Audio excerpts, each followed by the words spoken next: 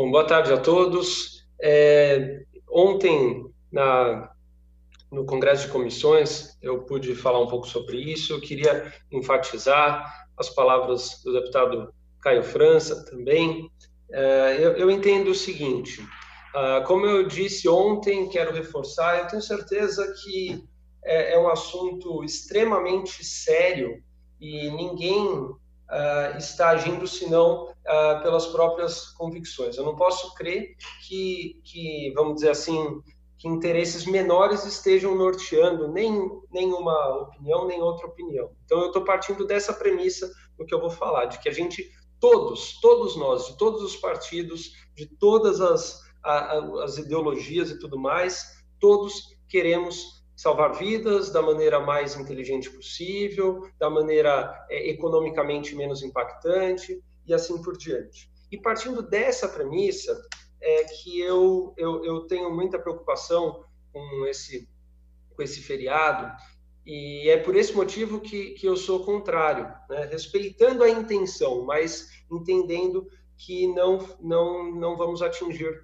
o objetivo esperado, muito pelo contrário.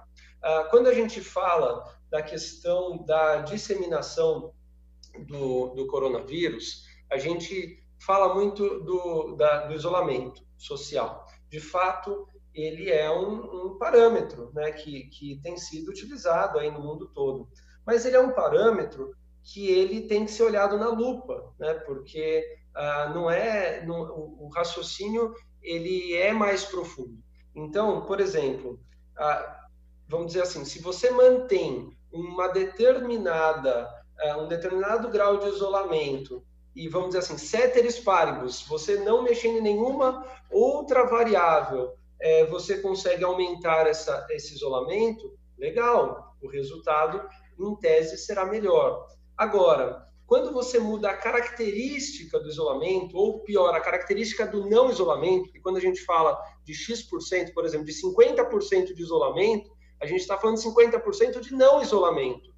E aí a pergunta que fica é, quem não está isolado está fazendo o quê? Essa é a pergunta.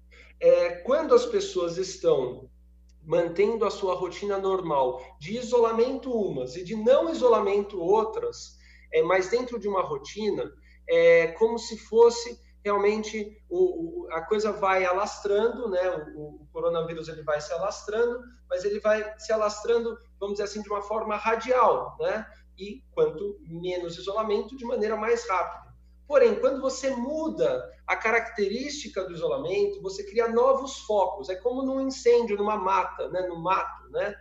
Que você ali ele vai queimando em raio e de repente cai um foco, né? Uma folha, alguma coisa, joga lá no meio do mato um outro foco. Aquilo lá se torna um fator de multiplicação enorme. Inclusive, quando se fala, se compara aquelas curvas, em São Paulo está assim, no Brasil está assado, em tal país, o grande fator mesmo é o número de focos. Né? O número de focos ele é algo muito crítico.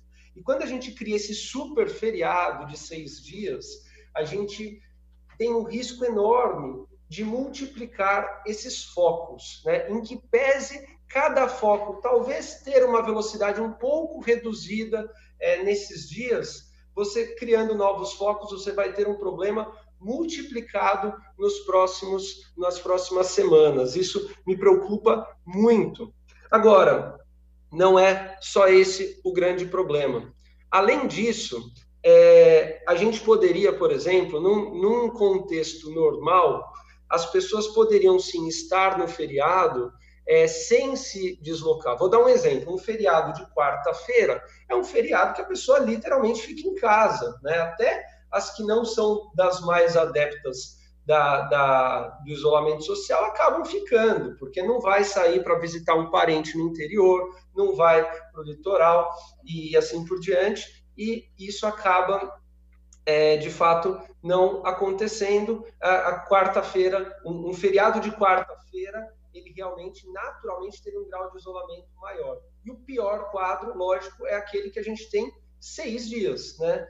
E as pessoas, elas já sabem disso, né? Pelo menos as da capital, né? E óbvio que um feriado de 3 dias é pior do que de um dia e assim por diante dentro dessa lógica, né? E isso que a gente falava ontem, hoje, é dado. Ou seja, não é o que eu acho, é o que de fato está acontecendo. A prova disso é que nós tivemos já os dados do próprio governo do estado, e eu tenho analisado eles diariamente. Tenho certeza que os senhores deputados também estão, todos, a sociedade está acompanhando. O isolamento de ontem, lembrando que ontem na capital, e eu estou falando dos números da capital, não do estado, os números de ontem na capital de isolamento foram de apenas 51%. Alguém vai falar, mas num dia de trabalho é menos. É verdade, só que eu tenho uma ressalva. Olha só, no dia 1º de maio, 55% foi o isolamento social, 55%. Na Sexta-feira Santa, foi 58%. Isso porque foram feriados que aconteceram aí na sexta-feira, né? Ou seja, que ainda assim agrupou 3 dias e que foram foi substancialmente maior o isolamento. Então, o que eu penso? Eu penso que a gente está subindo aí 2 a 3% do isolamento. A gente está muito mais próximo de um dia de trabalho do que de um dia de feriado. Ou seja, a gente está queimando um feriado. A gente está queimando um feriado que até mesmo no dia 9 de julho, lá na frente, que a gente torce muito para que já tenha acabado o coronavírus no dia 9 de julho, mas eu garanto, eu aposto com qualquer pessoa que até o dia 9 de julho, lamentavelmente, nós ainda teremos casos de coronavírus. É só ver o histórico de quem já está aí à nossa frente e ver que a curva, quando ela chega no pico, ela cai, mas ela cai mais lentamente do que subiu. E se a gente está tantas semanas subindo a ladeira, a gente vai demorar pelo menos o dobro de semanas para descer essa ladeira, né? Então, realmente, no dia 9 de julho, a gente ainda vai ter casos ativos no estado de São Paulo. Podem me cobrar dessa informação. Acredito que quem analisar os dados lá também vai concordar comigo. É algo muito evidente. A gente está queimando esse feriado.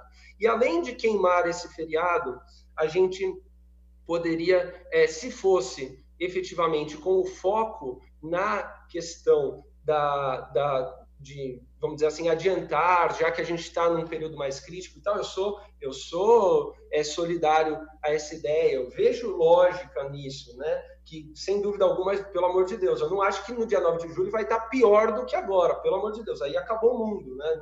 Não é essa a minha tese. A minha tese é que até lá ainda teremos muitos casos ativos, muitas mortes diárias. Mas tudo bem, vai adiantar? Tem lógica? Até tem lógica, mas teria lógica se fosse colocado numa quarta-feira.